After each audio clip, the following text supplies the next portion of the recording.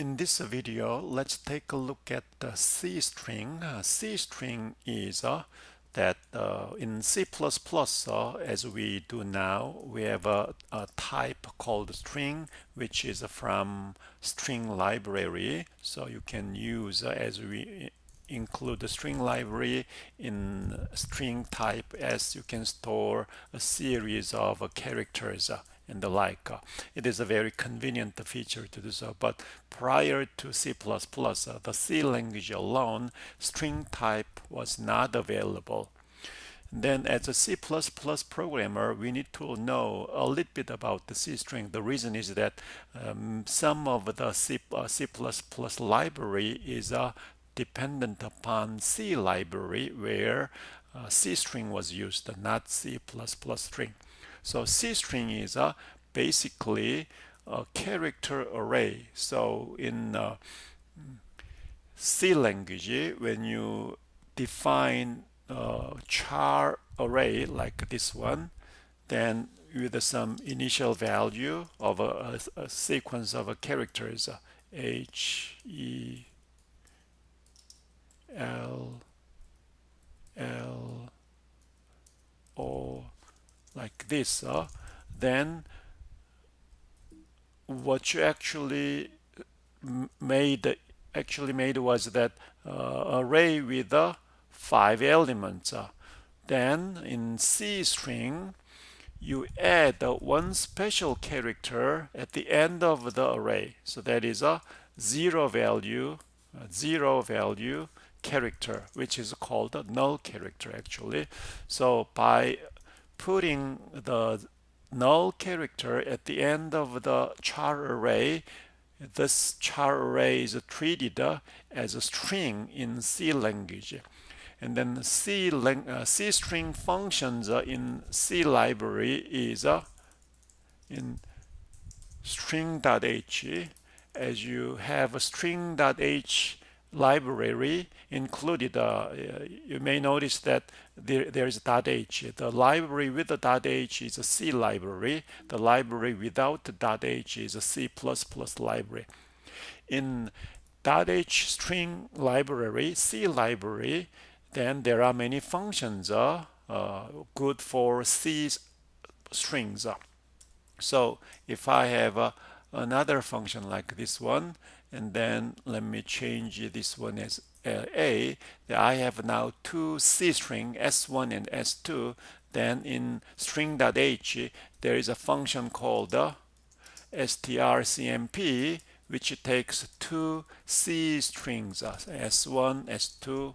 Those are names of the array, char array, and then each of the array is terminated by null character. Then that's called a C string, and then the strcmp function takes two C strings, and then it returns a value.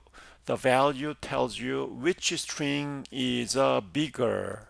Here, bigger or smaller, let me explain shortly. But anyway, let me compile the program and then let me run it. Then it returns a -4. Now, if I change S2 and S1, swap, then compile the program. As I run it, it is a +4.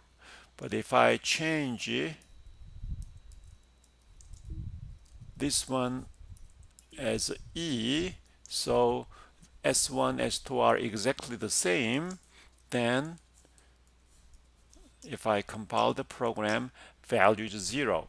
So what strcmp returns is three values, positive, 0, or negative.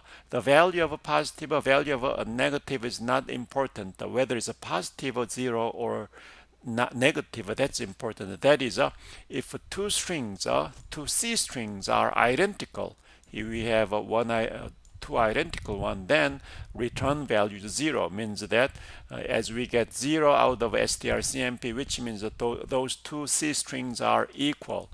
But if let's compare S1 first and then S2 as a parameter, then if something like this, then as we compare and run it, we have a negative value. Negative value means S2 is bigger, S1 is smaller. So relationship is small parameter first and then bigger parameter next. Then we have a negative value. But if I change this one as E, this one as A, then we get positive value. Positive value. So then what do we mean by small and large then? It is strcmp compares to cstring based on lexicographic order.